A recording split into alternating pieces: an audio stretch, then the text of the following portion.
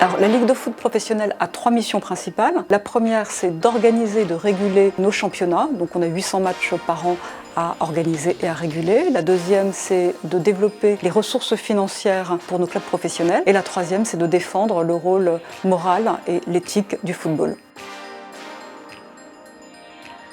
Le football professionnel, il est inscrit dans la société, il a une place primordiale dans la société et donc il est normal que la Ligue se dote d'un programme RSE, responsabilité sociale et environnementale, pour pouvoir rendre à la société ce que la société lui donne. Et une des dernières actions qu'on a lancées s'appelle Un but et au lit, et elle est toute simple, c'est pour chaque but marqué dans nos championnats, il y a 100 € qui sont reversés à la Fédération hospitalière de France pour pouvoir mettre en place des lits d'accompagnement pour les enfants qui sont malades.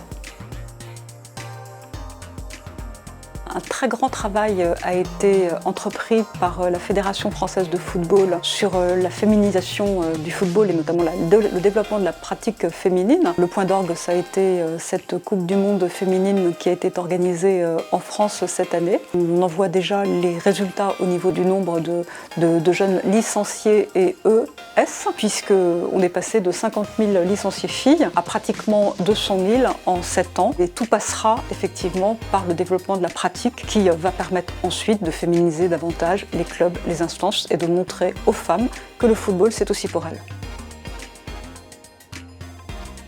Le marché du sport au sens large est un marché effectivement qui explose, donc il devrait y avoir des opportunités très intéressantes pour les étudiants que vous formez, en tout cas je le souhaite. Maintenant, moi je trouve intéressant de travailler dans le sport, mais pas que. Et donc de se nourrir peut-être aussi, pendant quelques années, d'expériences en dehors du monde sportif, puisque le cursus qu'ils suivent doivent leur permettre également de développer des compétences qui sont utiles dans tout secteur d'activité. Et ensuite, je trouve que la passerelle entre différents secteurs est importante parce qu'elle permet créativité.